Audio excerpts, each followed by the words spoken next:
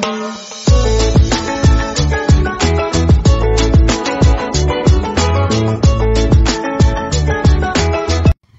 The lord. ప్రభు అయిన యేసుక్రీస్తు వారు ఈరోజు మనకు అందిస్తున్నటువంటి వాగ్దానం యోహాను 12వ అధ్యాయం 43వ వచనం. వారు దేవుని మొప్పు కంటే మనుషుల మొప్పును ఎక్కువగా ఆపేక్షించిరి. యేసు తన మరణాన్ని గురించి మాట్లాడటం.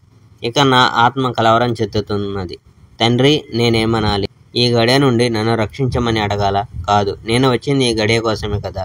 తండ్రి, నీ పేరుకు మహిమ కలిగించుకో. అప్పుడు పరలోకం నుండి ఒక స్వరం, నేను ఇదివరలో నా పేరుకు మహిమ కలిగించాను, మళ్ళీ దానికి మహిమ కలిగిస్తాను అని అన్నది. అక్కడ నిల్చున్న ప్రజలు ఇది విన్నారు. కొందరు ఉరిమిందన్నారు, మరికొందరు దేవదూత ఆయనతో మాట్లాడాడు అని అన్నారు. యేసు, ఆ గొంతు మీకోసం పలికింది, నా కోసం కాదు. ఈ ప్రపంచంలో తీర్పు చెప్పే సమయం వచ్చింది. ఈ లోకాధికారిని బయటకు తరిమి వేసే సమయం వచ్చింది.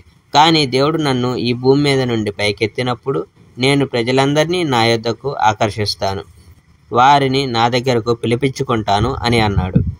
ఇది చెప్పి తాను ఏ విధంగా మరణిస్తున్నాడో సూచించాడు. ప్రజలు, మేము ధర్మశాస్త్రం ద్వారా క్రీస్తు చిరకాలం ఉంటాడని విన్నాము. అలాంటప్పుడు మనుష్య కుమారుణ్ణి దేవుడు పైకెత్తుతాడని ఎట్లా అనగలుగుతున్నావు? ఈ మనుష్య కుమారుడెవరు అని అన్నారు. అప్పుడు యేసు వాళ్ళతో, వెలుగు మీకోసం ఇంకా కొంతకాలం మాత్రమే ఉంటుంది. చీకటి రాకముందే, అంటే వెలుగు ఉండగానే ప్రయాణం సాగించండి. చీకట్లో నడిచే వ్యక్తికి తాను ఎక్కడికి వెళుతున్నాడో తెలియదు. వెలుగు ఉన్నప్పుడే దాన్ని విశ్వసించండి. అప్పుడు మీరు వెలుగు యొక్క సంతానంగా లెక్కింపబడతారు అని అన్నాడు. యేసు మాట్లాడడం ముగించాక వాళ్లకు కనిపించకుండా ఉండాలని దూరంగా వెళ్ళిపోయాడు. యూదులు నిరాకరించడం. యేసు ఇన్ని మహత్కారాలు వాళ్ళ సమక్షంలో చేసినా వాళ్ళలో ఆయన పట్ల విశ్వాసం కలగలేదు. ప్రవక్త యెషయా చెప్పిన ఈ వాక్యాలు నిజం కావడానికి ఇలా జరిగింది. అందుచేత వాళ్ళు విశ్వసించలేకపోయారు. ఈ విషయాన్ని యెషయా ప్రవక్త మరోచోట చెప్పినది నెరవేరునట్లు ఇలా జరిగింది.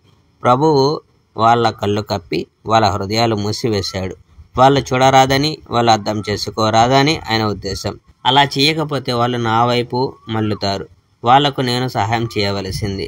యెషయా యేసు మహిమను చూశాడు కనుకనే ఆయన గురించి ఆ విధంగా మాట్లాడాడు. ఈ పరిస్థితిలో కూడా యూదుల నాయకుల్లో కొందరు యేసును విశ్వసించారు. కానీ పరిసయ్యులు తమను సమాజం నుంచి బహిష్కరిస్తారన్న భయం వల్ల ఆ విషయాన్ని బహిరంగంగా చెప్పలేదు. ఎందుకంటే వీళ్ళకు దేవుని మెప్పు కన్నా ప్రజల పొగడ్తలంటేనే ఎక్కువ ఇష్టం. Praise the Lord. May God bless our India.